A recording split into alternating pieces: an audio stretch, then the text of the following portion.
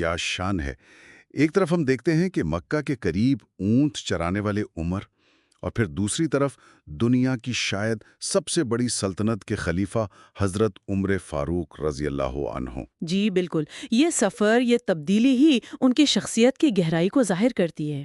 تو آج ہم انہی کی زندگی کے کچھ اہم پہلوؤں پر بات کریں گے۔ جو بھی معلومات ہمیں ملی ہیں ان کی روشنی میں ایک جائزہ لیں گے۔ بالکل، اور مقصد صرف یہ نہیں کہ واقعات دہرا دیے جائیں، بلکہ حضرت عمر رضی اللہ عنہ کی شخصیت کو سمجھنا ہے، خاص طور پر وہ چیزیں جنہوں نے تاریخ کا رخ بدلا۔ جیسے ان کی قیادت میں آپ دیکھیں طاقت بھی تھی، عدل بھی تھا، اور ذاتی زندگی میں کمال کی سادگی۔ یہ امتزاج یہ آج بھی ایک مثال ہے۔ اچھا، تو شروع کرتے ہیں ان کے اسلام قبول کرنے سے پہلے کے زمانے سے۔ قریش میں تو ان کا بڑا مقام تھا۔ جی ہاں، وہ ایک کامیاب سفیر مانے جاتے تھے اور جسمانی طور پر بھی بہت مضبوط، مکہ کے مشہور پہلوانوں میں گنے جاتے تھے۔ اور یہ بھی سچ ہے کہ شروع میں وہ اسلام کے سخت ترین مخالفین میں سے تھے۔ جی بالکل، لیکن پھر وہ تبدیلی آئی۔ وہ واقعہ بہت مشہور ہے جب وہ اپنی بہن فاطمہ رضی اللہ عنہا ان کے گھر پہنچے اور وہاں قرآن سنا۔ ہاں، سورہ طٰہٰ کی آیات کہتے ہیں۔ جی، کہتے ہیں سورہ طٰہٰ تھی۔ ان آیات نے ان کے دل پر بڑا گہرا اثر کیا اور وہاں سے وہ سیدھے دار ارقم گئے۔ وہ جگہ جہاں شروع کے مسلمان چھپ کر ملتے تھے۔ بالکل، اور وہیں انہوں نے اسلام قبول کر لیا۔ مسلمانوں کے لیے تو یہ ایک بہت ہی بڑی خوشی کی اور طاقت کی بات تھی۔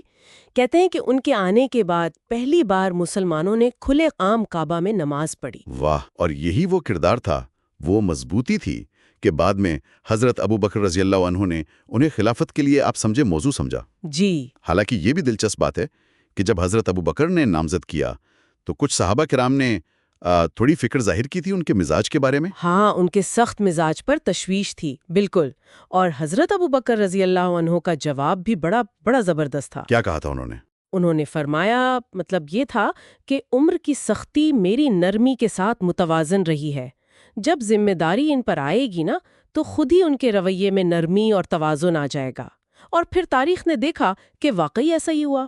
صحیح۔ ان کے دور خلافت میں فتوحات تو بہت ہوئیں، لیکن ساتھ ہی عدل و انصاف کے جو معیار قائم ہوئے وہ بے مثال ہیں۔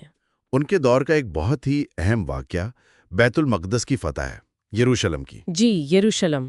جب مسلمانوں کی فوج نے شہر کا محاصرہ کیا تو وہاں کے جو سب سے بڑے عیسائی رہنما تھے، پیٹریارک، انہوں نے شرط رکھ دی۔ ہاں، شرط یہ تھی کہ وہ شہر کی چابیاں صرف اور صرف مسلمانوں کے خلیفہ کے ہاتھ میں دیں گے۔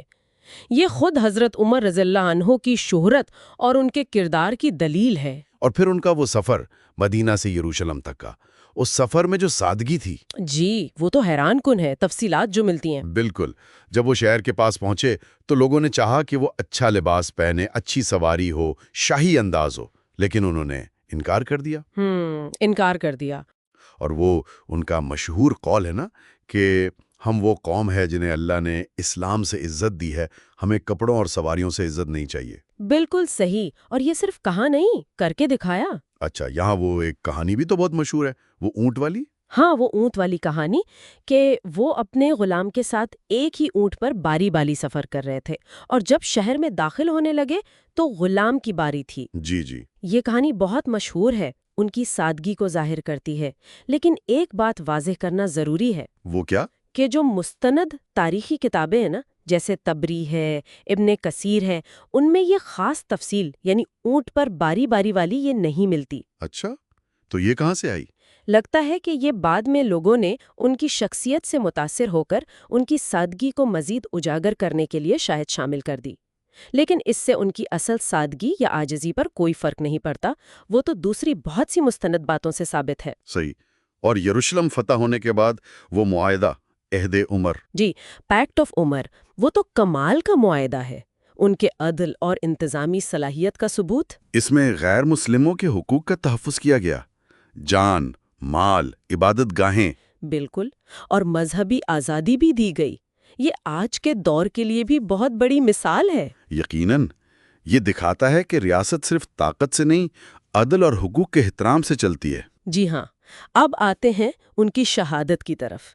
وہ پیشن گوئی یاد ہے جو نبی اکرم صلی اللہ علیہ وسلم نے احد پہاڑ پر فرمائی تھی؟ ہاں، اے احد، ٹھہر جا، تجھ پر ایک نبی، ایک صدیق اور 2 شہید ہیں۔ بالکل، صدیق حضرت ابو بکر رضی اللہ تعالیٰ عنہ تھے، اور 2 شہید حضرت عمر اور حضرت عثمان رضی اللہ تعالیٰ عنہ۔ اور حضرت عمر خود بھی تو دعا مانگا کرتے تھے کون سی دعا؟ کہ اے اللہ مجھے تیری راہ میں شہادت نصیب فرما اور تیرے رسول کے شہر میں موت نصیب فرما، یعنی مدینہ میں۔ اور دعا قبول ہوئی؟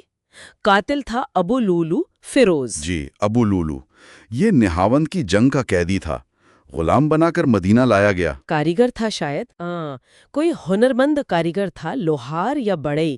اس نے حضرت عمر رضی اللہ عنہ سے اپنے مالک کے بارے میں کوئی شکایت کی تھی، محصول وغیرہ کی۔ اچھا۔ حضرت عمر رضی اللہ عنہ نے تحقیق کی تو شکایت بے جا نکلی۔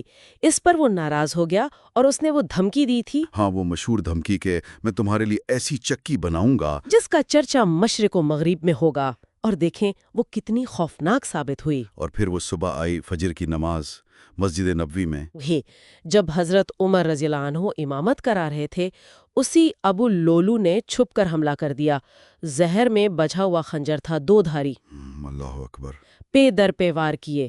وہ شدید زخمی ہو گئے اور انہی زخموں کی وجہ سے چند دن بعد ان کی شہادت ہو گئی۔ تو خلاصہ یہ ہے کہ حضرت عمر رضی اللہ عنہ کا دور خلافت وہ عدل، انصاف، جوابدہی، انتظامی اصلاحات اور ساتھ میں وسیع فتوحات کا ایک سنہرا دور تھا۔ بالکل، ایک چرواہے سے اتنی بڑی سلطنت کے حکمران تک کا سفر اور پھر شہادت پر اختتام واقعی بہت متاثر کن ہے، اور یہ ہمیں سوچنے پر مجبور کرتا ہے نا، کہ آج کی دنیا میں جہاں طاقت اکثر رہنماؤں کو حد سے گزار دیتی ہے، وہاں ایسی قیادت کی کتنی ضرورت ہے۔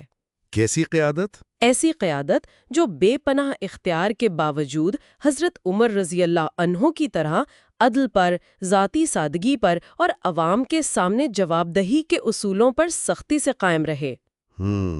یہ واقعی ایک اہم سوال ہے۔ جی، یہ وہ سوال ہے جو ان کی زندگی کا مطالعہ ہمارے ذہنوں میں چھوڑ جاتا ہے۔